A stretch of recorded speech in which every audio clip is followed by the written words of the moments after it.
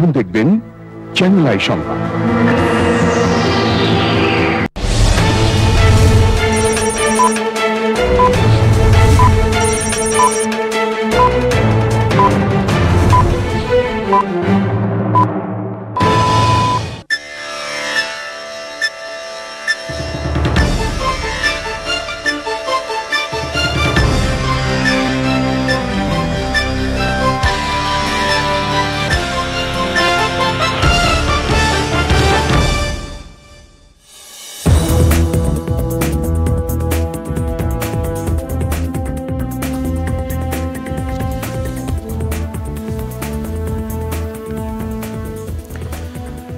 আসসালামু আলাইকুম প্রিয় দর্শক, চ্যানেল আই সংবাদে স্বাগত।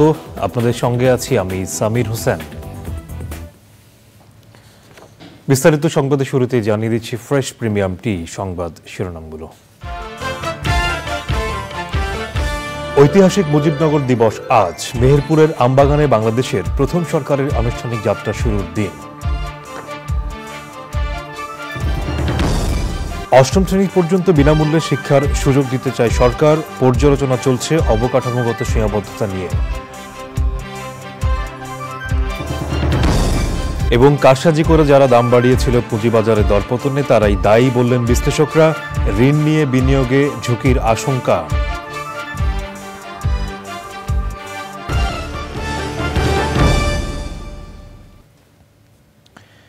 সংবাদ শিরোনামগুলো জানাচ্ছিলাম। এখনকার এই সংবাদ আয়োজন একই সঙ্গে চ্যানেল আইয়ের ইউটিউব চ্যানেলে এবং চ্যানেল আইয়ের ওটিটি প্ল্যাটফর্ম আই স্ক্রিনে লাইভ স্ট্রিম হচ্ছে। এবার বিস্তারিত। আজ ঐতিহাসিক মুজিবনগর দিবস। 1971 সালের এই দিনে মেহেরপুরের আমবাগানে আনুষ্ঠানিকভাবে শপথ নেয় বাংলাদেশের প্রথম সরকার। এই অনুষ্ঠানে বাংলাদেশের স্বাধীনতার ঘোষণাপত্র আনুষ্ঠানিকভাবে পাঠ করা হয়। লুৎফর রহমান সোহাগ জানাচ্ছেন বিস্তারিত। বাঙালির মুক্তির লড়াই এগিয়ে নিতে 5 দশক আগে মেহেরপুরের এই আমবাগানে শপথ নেয় বাংলাদেশের প্রথম সরকার, যে স্থানটি এখন পরিচিত মুজিবনগর নামে। আর দিনটি স্মরণীয় হয়ে আসছে মুজিবনগর দিবস হিসেবে। 1971 সালের 25 মার্চ রাতে ঢাকায় গণহত্যা শুরু করে পাকিস্তানি হানাদার বাহিনী। সে রাতে বঙ্গবন্ধুকে গ্রেপ্তার করায় নেতৃত্বহীন হয়ে পড়ে বাঙালি। 2 সপ্তাহ পরই পাকিস্তানের বর্বরতায় বিপর্যস্ত দেশবাসীকে লড়াইয়ের সাহস জুগিয়ে গঠন করা হয় স্বাধীন সার্বভৌম বাংলাদেশ সরকার। 17 এপ্রিল বেলা 11টায় দেশি বিদেশি সাংবাদিকদের সামনে শপথ গ্রহণ করে মুজিবনগর সরকার। পাঠ করা হয় স্বাধীনতার ঘোষণাপত্র। নতুন সরকারে বঙ্গবন্ধু শেখ মুজিবুর রহমান রাষ্ট্রপতি, সৈয়দ নজরুল ইসলাম উপরাষ্ট্রপতি, তাজউদ্দিন আহমদ প্রধানমন্ত্রী, ক্যাপ্টেন এম মনসুর আলী অর্থমন্ত্রী, AHM কামরুজ্জামান স্বরাষ্ট্রমন্ত্রী এবং খন্দকার মুস্তাককে পররাষ্ট্রমন্ত্রী করা হয়। মুজিবনগর সরকারের নেতৃত্বে সংগঠিত মুক্তিযোদ্ধারা পাকিস্তানের বিরুদ্ধে শুরু করে পাল্টা প্রতিরোধ। বিশ্বজুড়ে বাংলাদেশের পক্ষে তৈরি হয় জনমত। 9 মাসের সংগ্রাম শেষে বাঙালি পায় স্বাধীন স্বদেশ। লুৎফর রহমান সোহাগ, চ্যানেল আই, ঢাকা। পঞ্চম শ্রেণী থেকে বাড়িয়ে শিক্ষার্থীদের অষ্টম শ্রেণী পর্যন্ত বিনামূল্যে শিক্ষার সুযোগ দিতে চায় সরকার। শিক্ষা মন্ত্রণালয় বলছে, শিক্ষানীতির আলোকে সবার জন্য শিক্ষা নিশ্চিত করতে হলে সরকারকে এমন সিদ্ধান্ত বাস্তবায়ন করতে হবে। এই লক্ষ্যে কাজ শুরু করেছে সরকার। মোস্তফা মল্লিকের রিপোর্ট। বর্তমানে বিনামূল্যে প্রাথমিক শিক্ষা পঞ্চম শ্রেণী পর্যন্ত। সরকারি প্রাথমিক বিদ্যালয়ে লেখাপড়ায় কোনো অর্থ ব্যয় করতে হয় না। জাতীয় শিক্ষানীতিতে প্রাথমিক শিক্ষা অষ্টম শ্রেণী পর্যন্ত বলা হলেও দেশের সরকারি 65,565টি প্রাথমিক বিদ্যালয়ের মধ্যে অষ্টম শ্রেণী পর্যন্ত শিক্ষা কার্যক্রম আছে মাত্র 638টি বিদ্যালয়ে। এই 638টি বিদ্যালয়ে শিক্ষার্থীরা বিনামূল্যে লেখাপড়া করছে। 18,968টি মাধ্যমিক বিদ্যালয়ে ষষ্ঠ থেকে অষ্টম শ্রেণী পর্যন্ত নিজ খরচে লেখাপড়া করছে শিক্ষার্থীরা। এদের মধ্যে সরকারি মাত্র 628টি। 2 কোটিকে যদি আমি 14 বছরের অষ্টম নিম্ন মাধ্যমিক পর্যায়টা শেষ করাতে পারি, তাহলে কিন্তু একটা বিশাল জনগোষ্ঠীর যথেষ্ট পরিমাণ দক্ষতা তৈরি হবে। তার পরবর্তী ধাপ যেটা আছে মাধ্যমিক, সেখানেও যদি আমি আমার ৮০% শিক্ষার্থী প্রাথমিকের সেটা যদি আমি নিয়ে যেতে পারি তাহলে এটা একটা বিশাল অর্জন। শিক্ষামন্ত্রী বলছেন, দেশের শিক্ষার উন্নয়নে অষ্টম শ্রেণী পর্যন্ত বিনামূল্যে লেখাপড়ার দায়িত্ব নিতে চায় সরকার। নিম্ন মাধ্যমিক পর্যায়ের বাংলাদেশের সকল শিক্ষা প্রতিষ্ঠান সরকারের একটা আর্থিক কাঠামোর মধ্যে এটা আমাদের দেখতে হবে। নিম্ন মাধ্যমিক পর্যায়ে যত স্তর আছে সারা বাংলাদেশে সেটা যদি এমপিও করে ফেলা যায়, সেই শর্তে যে আমরা আমাদের শিক্ষার্থীগুলোকে বিনা বেতনে সেখানে পড়াতে পারবো, তাহলে তো একটা বিশাল, আমি মনে করি একটা ধাপ অতিক্রম হবে। সরকারি প্রাথমিক বিদ্যালয়ের শিক্ষকরা এই উদ্যোগের প্রশংসা করলেও বেসরকারি উদ্যোক্তারা বলছেন, এই প্রকল্প বাস্তবায়িত হলে একদিকে খরচ যেমন বাড়বে, তেমনি শিক্ষার্থী সংকটে পড়বে বিদ্যমান মাধ্যমিক বিদ্যালয়গুলো। তাহলে হাই স্কুলগুলো তাদের 3টা করে শ্রেণীতে ছাত্র পাবে না। এই জায়গাগুলোতে যেটা দরকার ছিল, প্রপার বিশেষজ্ঞ প্যানেল দিয়ে শর্ট টাইম এবং লং টাইম প্ল্যান করে কাজটা করা দরকার। সরকারি প্রাথমিক বিদ্যালয়ে 2টি করে প্রতি উপজেলায় অষ্টম শ্রেণী পর্যন্ত বিস্তৃত করেছে, কিন্তু তারপর আর এ প্রক্রিয়া আগায়নি। তাই অতি সত্বর সারা দেশের সকল ষষ্ঠ, সপ্তম, অষ্টম শ্রেণীর শিক্ষার্থীদের বিনামূল্যে পড়ার আওতায় আনা উচিত। মাধ্যমিক থেকে বিশ্ববিদ্যালয় পর্যন্ত ৩৯,৭৮৮টি প্রতিষ্ঠানে লেখাপড়া করছে 2,03,83,060 শিক্ষার্থী। Mostafa Mallik, channel I, Dhaka. স্বাস্থ্য খাতের উন্নয়নে জিডিপির অন্তত 5% ব্যয় করার পরামর্শ দিয়েছেন যুক্তরাষ্ট্র প্রবাসী বাংলাদেশি বিশেষজ্ঞ চিকিৎসক তাজবিরুল ইসলাম। তিনি বলেন, স্বাস্থ্যসেবার মান নিশ্চিত হলে বিদেশ থেকেও চিকিৎসা নিতে রোগীরা বাংলাদেশে আসবেন। রোগ প্রতিরোধে সচেতনতা বাড়ানোর পরামর্শ তার। জানাতুল বাকেয়া কেকার রিপোর্ট। বাংলাদেশের মানুষের গড় আয়ু বেড়েছে, কমেছে মা ও শিশু মৃত্যুর হার। তবে ডায়াবেটিস, হৃদরোগ, উচ্চ রক্তচাপ এবং ক্যান্সারের মতো অসংক্রামক রোগের প্রকোপ ক্রমেই বাড়ছে। এই অবস্থায় যুক্তরাষ্ট্রের ইন্ডিয়ানা ইউনিভার্সিটি স্কুল অব মেডিসিনের বাঙালি চিকিৎসক ডাক্তার তাজবিরুল ইসলাম বলছেন, সময়মতো মানুষকে সচেতন করা না গেলে অসংক্রামক রোগের মহামারী ঠেকানো যাবে না। পেশেন্ট সেন্টার্ড কেয়ার, পেশেন্টকে মাঝখানে রেখে আমরা ঘিরে কাজ করতে হবে। Patient is the boss and patient is always right. এই জিনিসটা আমরা যদি মাথায় রাখি তাহলে আমরা পেশেন্টকে ভালো চিকিৎসা দিতে পারবো। আমরা মনে করি পেশেন্ট এবং ফ্যামিলি দুজনকে ইনভলভ করে কাজ করতে হবে, তারও পার্ট অফ দ্য টিম। আমাদের পেশেন্টকেও ফ্যামিলিকেও অ্যাওয়ার করতে হবে। যেমন ধরেন স্মোকিং খারাপ, একটা ব্রেস্ট ক্যান্সার কীভাবে ডায়াগনোসিস করতে হবে, একটা পেশেন্ট হঠাৎ করে পড়ে গেল তাকে কীভাবে আমরা পানি ছিটা দিই বা পায়ের তালু মালু করি, আসলে সিপিআরটা করতে হবে প্রথমে। যদি অন্য খাতে আমরা ইমপ্রুভ করতে পারি, আজকে এত বলি ফ্লাইওভার হচ্ছে, পদ্মা সেতু হয়ে গেল, মেট্রো রেল হয়ে গেল, আমরা কেন হেলথ কেয়ার করতে পারবো না? অবশ্যই আমরা রিভার্স ট্যুরিজম করতে পারবো, মানে বিদেশিরাই এখন আমাদের বাংলাদেশে আসবে, বাংলাদেশের পেশেন্ট আর বিদেশে যাবে না। নতুন চিকিৎসা অবকাঠামো গড়ে তোলার পাশাপাশি মান উন্নয়নে জিডিপির 5% বরাদ্দ করে ব্যয় করার পরামর্শ তার। টোটাল জিডিপির 5% দেওয়া হচ্ছিল হেলথ কেয়ারে, কিন্তু ওখানে হচ্ছে আমরা দিচ্ছি মাত্র 1%। সো আমাদের এই গুরুত্বটা দিচ্ছি না। হেলথ কেয়ার বাজেটের অপারেশনাল বাজেটটাই বেশি, কিন্তু ডেভেলপমেন্টাল বাজেট দিচ্ছি না আমরা। ডেভেলপ করার কোনো বাজেটই নেই আসলে। আমার মনে হয় ওই জায়গাটা আমাদের গুরুত্ব দিতে হবে। তা আমাদের গুরুত্ব দিতে হবে, বাজেটটা বাড়াতে হবে, গুড লিডারশিপ আসতে হবে, অ্যাকাউন্টেবিলিটি আমাদের আসতে হবে। আমাদের প্রিভেন্টিভ মেডিসিনে প্রাইমারি কেয়ারটাকে জোর দিতে হবে, যাতে পেশেন্ট ভালো থাকে, যাতে হসপিটালে না আসতে হয়। আমাদের রিসার্চ সেন্টার করতে হবে এবং নিজেদের ডেটা নিয়ে কাজ করতে হবে। আমাদের কিন্তু ন্যাশনাল ডেটা বলে কিছু নাই প্রত্যেকটা জিনিসে। স্বাস্থ্য খাতের জন্য বরাদ্দ বাজেটের বেশিরভাগই খরচ হয় হাসপাতাল ও স্বাস্থ্যসেবা কেন্দ্রগুলোর পরিচালনা ও কর্মরত জনবলের বেতন ভাতা প্রদানে। তাই দক্ষ ব্যবস্থাপনা ছাড়াও প্রতিষ্ঠানগুলোর জবাবদিহিতা নিশ্চিত করতে হবে। মেডিকেল শিক্ষা বিশ্বমানের করারও তাগিদ দিয়েছেন এই বিশেষজ্ঞ চিকিৎসক। জানাতুল বাকেয়া কেকা, চ্যানেল আই, ঢাকা। টানা দরপতনের কারণে মন্দা শেয়ার বাজারের উত্থানে যাদের সহযোগিতা করার কথা তারা উল্টো দরপতনে ভূমিকা রাখছেন বলে অভিযোগ উঠেছে। বিনিয়োগকারীরা বলছেন, মার্চেন্ট ব্যাংক ও ব্রোকারেজ হাউসগুলো বিনিয়োগকারীদের দেয়া মার্জিন ঋণ সমন্বয়ের নামে তাদের শেয়ার কৌশলে বিক্রি করে দিয়ে নিজেরাই কম দামে কিনে নিচ্ছে। তবে মার্চেন্ট ব্যাংকাররা বলছেন, ঋণ নিয়ে অতিমূল্যায়িত শেয়ার কিনলে সে বিনিয়োগে ঝুঁকির মুখে পড়তে বাধ্য। পরাগ আজিমের রিপোর্ট। ফ্লোর প্রাইস উঠিয়ে দেওয়ার পর কিছুদিন ভালো থাকলেও দেশের 2 শেয়ার বাজারে 12ই ফেব্রুয়ারি থেকে দরপতন শুরু হয়। মাঝে মধ্যেই সূচক কিছুটা ইতিবাচক ধারায় ফিরলেও আর ঘুরে দাঁড়ায়নি শেয়ার বাজার। ঈদের ছুটি শেষে খোলার প্রথম দিনেই আবারও বড় দরপতন হয় শেয়ার বাজারে। সোমবার ডিএসসির প্রধান সূচকটি 85 পয়েন্ট নেমে যায়, সাথে কমে যায় বেশিরভাগ শেয়ারের দাম। 2 মাসের দরপতনে ডিএসসির প্রধান সূচকটি কমেছে 750 পয়েন্ট।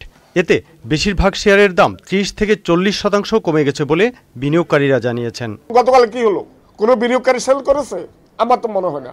ওই মার্চেন্ট ব্যাংকে তাদের বিভিন্ন নামে বিভিন্ন সাধারণ অ্যাকাউন্টগুলো আছে, তারাই সেল করেছে। তারা একটা পাতানো খেলা খেলে তাদের ওই নির্দিষ্ট টার্গেট ওই ব্যারোমিটার পর্যন্ত আসলে টাকা টিকিট সেল দিয়ে যেটা আইন আছে তারা শেয়ারগুলো তাদের কোর্টে নিয়ে যায়।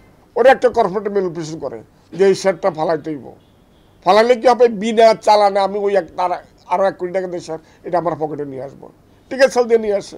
তবে তার এই অভিযোগ মানতে নারাজ বাংলাদেশ মার্চেন্ট ব্যাংকার্স অ্যাসোসিয়েশনের সাবেক এই সভাপতি। 2011 সালে যখন নাকি আমাদেরকে ফোর্স সেল বন্ধ করেছেন, তা থেকে বিনিয়োগকারীরা উপকৃত হয়েছে।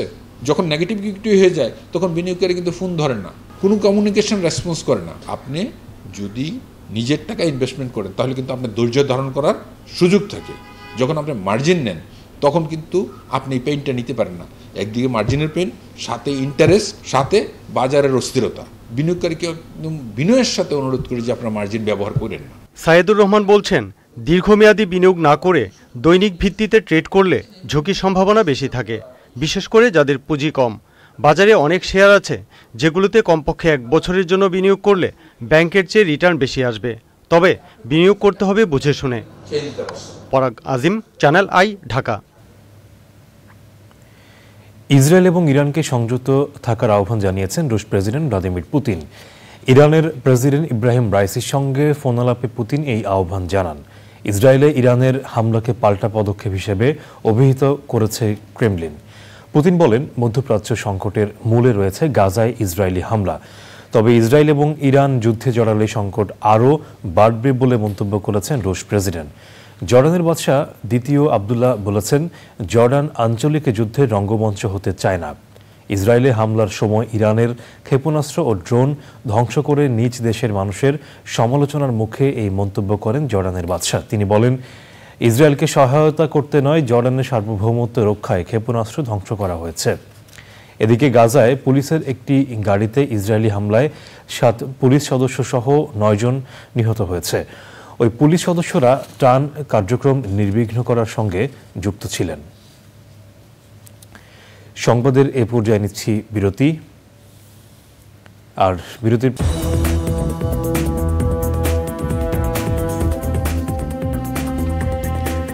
বিরতির পর আবারও আমন্ত্রণ। এবারে কৃষি সংবাদ।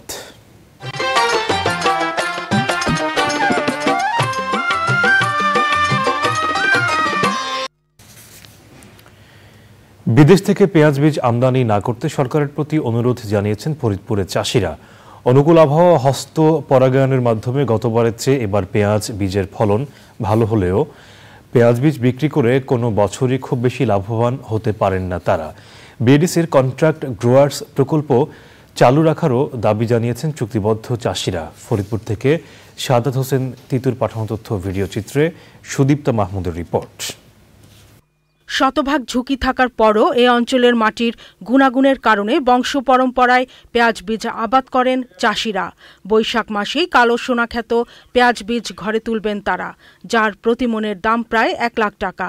তবে বিদেশ থেকে পেঁয়াজ বীজ আমদানি করায় প্রতিবারই পেঁয়াজ বীজ বিক্রি করতে গিয়ে লোকসানে পড়েন চাষি। ফরিদপুরে পেঁয়াজ বীজ ব্যাপক হারে উৎপাদন হয়। সরকার যদি সহসার্থে ঋণ দিত তাহলে আরো আমরা ব্যাপক হারে আবাদ করতে পারতাম। হার কায়দা নাই, সরকার যেটা আমাদের একটা পলস্টার করে দিত তাইলে আমরা পেঁয়াজ আরো উৎপাদন বেশি করতাম। যদি বাইরে তো কোনো বীজ না আনে, পেঁয়াজ বীজটা আমাদের দেশের বীজ দিয়ে বীজ করে পেঁয়াজও বেশি হবে, আমাদের বীজ উৎপাদনও বাড়বে। অনেক লোক বীজ বেশি করে সবাই, খুবই মানুষ করে নাই বাইরে বীজ আর না। বাইরে বীজ আমদানি করা বন্ধ করলে আমাদের বাংলাদেশে উৎপাদনে স্বয়ংসম্পন্ন আমরা হব। ভালো মানের বীজ ও চাষিদের ভালো দাম পেতে হলে বিএডিসির কন্ট্রাক্ট গ্রোয়ার্স প্রকল্পটি চালু রাখা প্রয়োজন। সরকারের কাছে আমাদের কৃষকদের একটা আবেদন থাকবে যে এই প্রকল্পটা যেন চালু থাকে। আমরা চুক্তিবদ্ধ চাষি যারা আছি এরা আমরা বীজ দিতে পারবো এবং সরকারও লাভবান হবে, আমাদের কাছ থেকে ভালো বীজ পাবে আমরা উৎপাদনকারী চাষি, এবং আমার সরকারের কাছ থেকে যারা বীজ নিবে তারাও লাভবান হবে এবং ভালো বীজ নিতে পারবে। ভোক্তাদের প্রয়োজনেই অনেক সময় পেঁয়াজ বীজ আমদানি করতে হয়, তবে চাষিদের অগ্রাধিকার দিয়েই যে কোনো পদক্ষেপ নেওয়ার সিদ্ধান্ত নিয়েছে সরকার। বাজারে অ্যাভেলেবেল থাকে এবং দামে পান, মূল্যে স্বল্প মূল্যে বা ন্যায্য দামে পান, সেই জন্য আসলে সময় সময় সরকারকে পেঁয়াজ আমদানি করতে হয়। তবে অবশ্যই এটা সরকারের সক্রিয় বিবেচনাধীন আছে যে আমাদের কৃষকের প্রায়োরিটি আগে, তাদের যে পথটা, তারা যে জিনিসটা উৎপাদন করছে সেটার মার্কেটটাকে আগে ইনশিওর করেই আসলে আমরা আমদানিতে যাব, সেটাই সরকারের লক্ষ্যমাত্রা। গত বছর 1714 হেক্টর জমিতে পেঁয়াজ বীজ আবাদে 891 মেট্রিক টন ফলন পাওয়া গেছে। এ বছর 1867 হেক্টর জমিতে পেঁয়াজ বীজ আবাদ করা হয়েছে। Sudipta Mahmud, channel I. এবারে প্রকৃতি সংবাদ।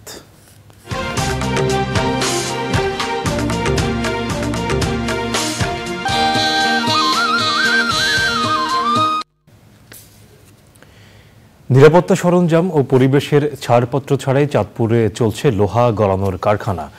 আলেতে পরিবেশ বিপর্যয়ের পাশাপাশি মারাত্মক স্বাস্থ্য ঝুঁকিতে শ্রমিক এবং স্থানীয়রা। তবে মালিক পক্ষের দাবি যথাযথ নিয়ম মেনে চলছে কার্যক্রম। আর ছাড়পত্র না থাকায় শিগগিরই প্রয়োজনীয় ব্যবস্থা নেওয়ার কথা বলেছে পরিবেশ অধিদপ্তর। মোর্শেদ আলমের তথ্য ও ভিডিও চিত্রে আফরোজা হাসির রিপোর্ট। চাঁদপুর সদর উপজেলার শাহ মোহাম্মদপুর ইউনিয়নে গত 5 বছর ধরেই অবৈধভাবে চলছে চাঁদপুর ফাউন্ড্রি লোহা গলানোর কারখানা। এটি দেখতে পরিত্যক্ত বাড়ি মনে হলেও এখানে তৈরি হয় লোহার বিভিন্ন সরঞ্জাম। গ্যাস ব্যবহার করে লোহা গলানো হলেও কারখানায় নেই বায়ু শোধন ব্যবস্থা। দূষিত হচ্ছে পরিবেশ। নিরাপত্তা সরঞ্জাম না থাকায় উচ্চ তাপমাত্রার চুল্লির কারণে ঝুঁকিতে শ্রমিকরা। আমাদের যদি কোনো সমস্যা হয় মানুষ দেখে এটা সেফটি জন্য না, এটা আপনার আগের থেকে এইভাবে চলে গেছে।